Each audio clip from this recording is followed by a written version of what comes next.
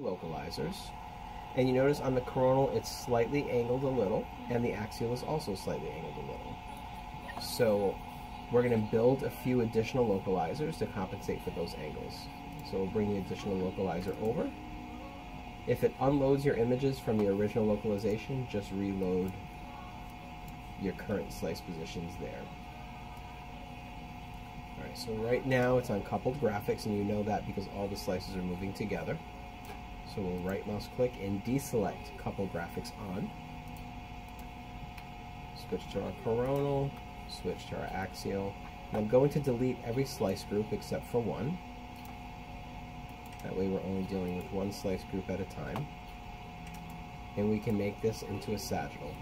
So we'll angle the sagittal off of the coronal, angle it also off of the axial. We'll make the field of view a little bit larger.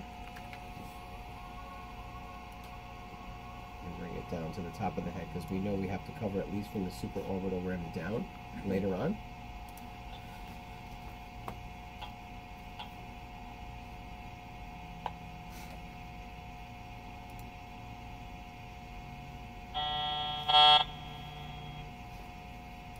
Alright, so here's our sagittal.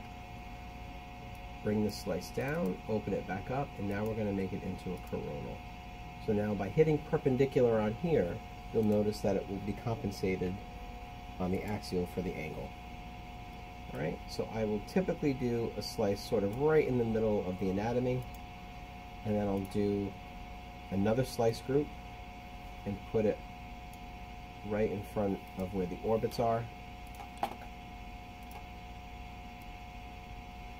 Just like that. So I've got one through the sort of the widest portion of the anatomy, and then a couple out towards the orbits. So you would do two slice groups right near the orbits as opposed to just doing and adding a couple extra slices? Either way. Same exact thing. So here is our nice wide portion where we can see the entire extent of the anatomy, including the thoracic inlet, to which we'll have to pay attention while we're actually setting up our scans. On this image here, we can see the supraorbital rim on both of these. So now we can set up our coronals.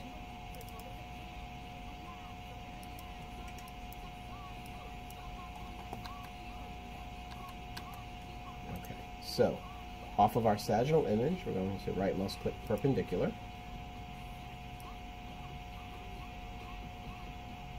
For our coverage posterior to anterior, you want your most posterior slice just behind your spinous processes, and your most anterior slice out to the tip of the nose.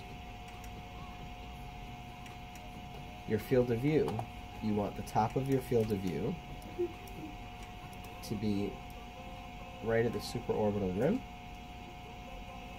and you want the inferior portion of your field of view to be at the thoracic inlet.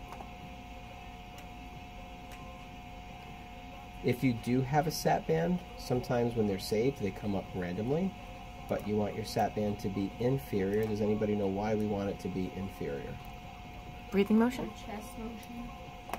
So which direction does motion go in? A to P? Phase or frequency? Phase. And in this particular case, which direction is my phase going in? Right to left. Right to left. So if they move, or if the heart's moving, which direction is the heart motion going to be propagated in? A to P? Right to left. Right to left, because that's the direction motion's going in. So it's not to suppress heart motion, because the heart's not in our image, and plus it's going right to left.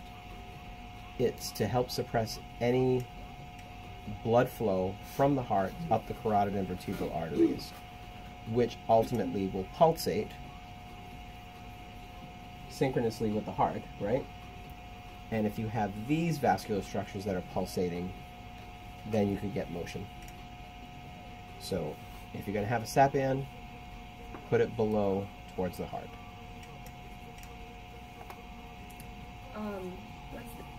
The scan's going to last for 3.5 minutes. Anterior coverage is through the tip of the nose.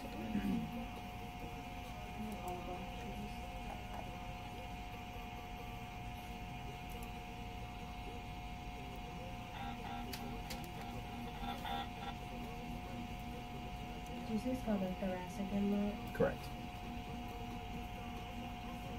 Some clinicians refer to it as thoracic outlet, but it's known as thoracic inlet.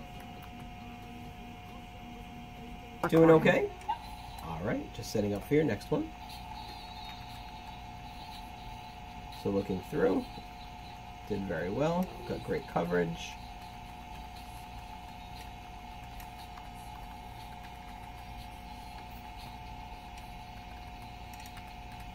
All right, so the coronal T1s we would simply copy to the sters. So now we're going to set up for the axial T2, in this case Dixon fat sat.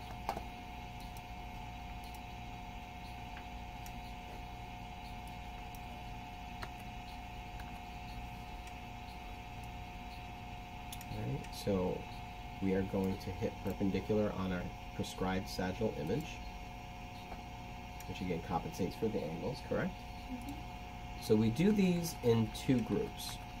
Because these are scanned on isocenter, and it is to our advantage that we scan them on isocenter, you really don't want to scan them on fixed table position or reference table position, because you want, it's a long axis body part, the soft tissue neck. So when you're doing your axial slices, you really want to be at the sweet spot of the magnet. You want to be at isocenter for many reasons, primarily signal. And also if we were doing a frequency selective fat saturation and you didn't have Dixon available to you, then you really do want to be at the sweet spot of the scanner.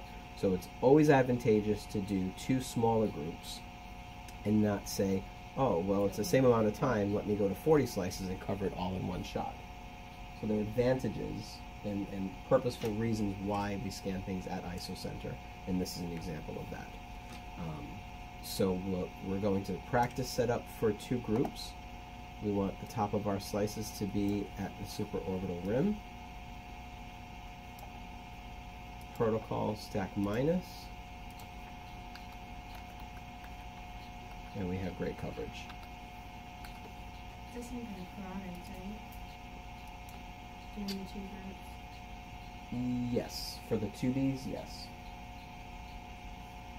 Not 3Ds. 2Ds you can do, if you have to. But 3Ds you have to do in one group. So, we have our coverage, starting at the top of the supraorbital rim.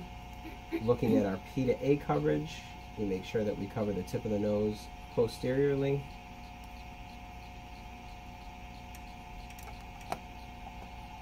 And hit apply. So bring this down, open it up. Protocol stack minus, and apply.